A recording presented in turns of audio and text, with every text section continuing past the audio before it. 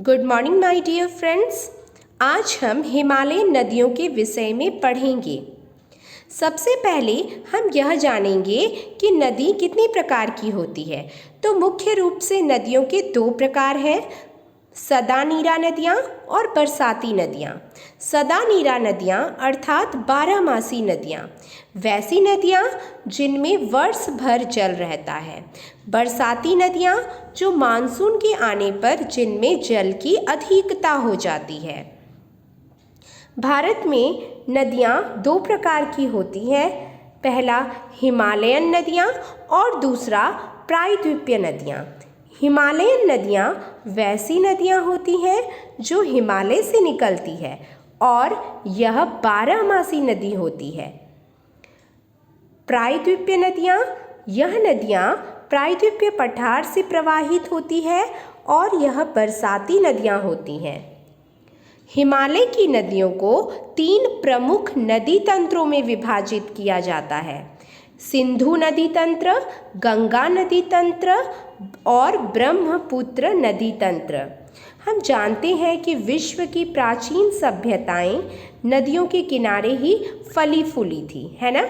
और आपने सिंधु नदी घाटी सभ्यता के विषय में अवश्य पढ़ा होगा।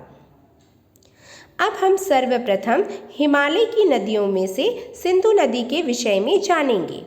सिंधु नदी का उद्गम स्थल मानसरोवर के निकट चेमायुंगडुंग ग्लेशियर से होता है। यहाँ आप देख सकते हैं मानसरोवर, और मानसरोवर के निकट चेमायुंगडुंग ग्लेशियर से सिंधु नदी निकलती है।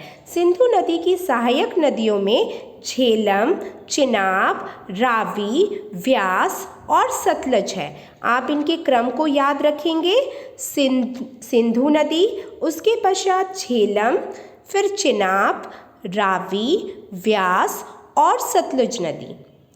अब हम कुछ महत्वपूर्ण विषयों के विषय में जानेंगे।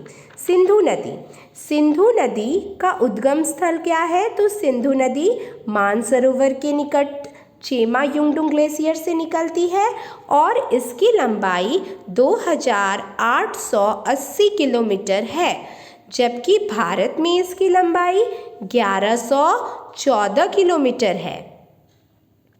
इसके पश्चात सिंधु नदी की 5 सहायक नदियों में कौन कौन है? झेलम नदी, चिनाब नदी, रावी नदी, व्यास नदी और सतलुज नदी। इसके पश्चात सिंधु जल समझौता के विषय में भी हम पढ़ेंगे। सिंधु जल समझौता 1960 में हुआ था और इस समझौते के अंतर्गत जो शुरुआती 3 नदियां हैं, सिंधु, झेलम और चिनाब नदी, इन नदियों के जल का 80% भाग पाकिस्तान उसका यूज़ करेगा, जबकि 20% इंडिया यूज़ करेगा। और रावी, व्यास और सतलुज नदियों का 80% पानी इंडिया यूज़ करेगा और 20% पानी पाकिस्तान यूज़ करेगा। तो यह सिंधु जल समझौते के अंतर्गत था, जो अति महत्वपूर्ण था। अब हम जानेंगे सिंधु नदी की सहायक नदियों के विषय में। झेलम नदी पीर पंजाल पर्वत की श्रेणी में शेषनाग झील के पास वेरीनाग झरने से निकलती है और श्रीनगर जो है वह झेलम नदी के किनारे ही बसा हुआ है। ठीक है, आप याद रखेंगे, श्रीनगर झेलम नदी के किनारे बसा हुआ है। चिनाब नदी के विषय में अब हम जानते हैं।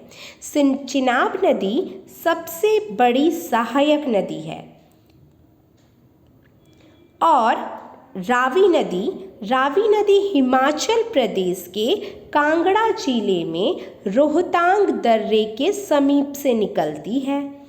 व्यास नदी व्यास कुंड से निकलती है। सतलुज नदी तिब्बत के मानसरोवर के निकट राकस ताल से निकलती है। और भाखड़ा नांगल बांध सतलुज नदी पर ही स्थित है।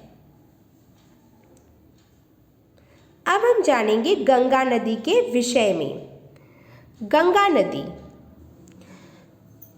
गंगा नदी भारत की सबसे लंबी नदी है।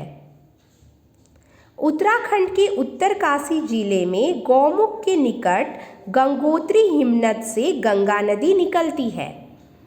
गंगा नदी कहाँ से निकलती है? तो उत्तराखंड के उत्तरकाशी जिले में गौमुख के निकट गंगोत्री हिमनद से, और इसे तब भागीरथी के नाम से जाना जाता है। देवप्रयाग में अलकनंदा एवं भागीरथी का संगम होता है और तब यह गंगा नदी के नाम से जानी जाती है। अब हम बात करेंगे यमुना नदी के विषय में। यमुना नदी जो है वह बंदरपुर श्रेणी पर स्थित यमुनोत्री हिमनद से निकलती है और यह गंगा की सबसे लंबी सहायक नदी है। यमुना नदी गंगा की सबसे लंबी सहायक नदी है और इसकी लंबाई कितनी है? 1370 किलोमीटर लंबी है यमुना नदी। यमुना नदी की सहायक नदियों में हिंडन, ऋषिगंगा, चंबल, बेतवा, केन एवं सिंध आती है। अब हम बात करेंगे ब्रह्मपुत्र नदी तंत्र के विषय में। ब्रह्मपुत्र नदी का उद्गम तिब्बत में मानसरोवर झील के निकट आंगसी नदी से होता है, आंगसी हिमनद से होता है। तिब्बत में ब्रह्मपुत्र नदी को सांगपो नाम से जानते हैं एवं भारत में इसे ब्रह्मपुत्र के नाम से जाना जाता है। यह भारत में अरुणाचल प्रदेश में प्रवेश करती है और अरुणाचल प्रदेश में यह नमचा बरवा पर्वत शिखर के निकट से यह प्रवेश करती है। बांग्लादेश में ब्रह्मपुत्र को जमुना नाम से जाना जाता है। क्या कहा जाता है बांग्लादेश में? ब्रह्मपुत्र को जमुना। और यह जो ब्रह्मपुत्र नदी है यह अंत में गंगा नदी में मिल जाती है। गंगा नदी को बांग्लादेश में पद्मा कहा जाता है। तो जब जमुना का मिलन पद्मा के साथ होता है तो उसे संयुक्त रूप से मेघना कहते हैं। सुंदरबन डेल्टा। गंगा और ब्रह्मपुत्र के द्वारा निर्मित डेल्टा को सुंदरबन डेल्टा कहते हैं और यह विश्व का सबसे बड़ा डेल्टा होता है। इसका नाम सुंदरबन क्यों पड़ा? तो इसका नाम सुंदरबन सुंदरी वृक्षों की अधिकता के कारण बना है। डेल्टा किसे कहते हैं?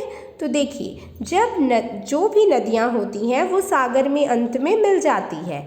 तो नदी जब सागर या झील में गिरती है तो उसके वेग में कमी आ जाती है और इस वेग में कमी के कारण मुहाने पर उसके मलबे का निक्षेप होने लगता है, जिससे वहाँ विशेष प्रकार का एक स्थल बन जाता है और उसे ही हम क्या कहते हैं? डेल्टा कहते हैं। तो आज हमने गंगा, ब्रह्मपुत्र, सिंधु एवं यमुना नदी के विषय में जाना।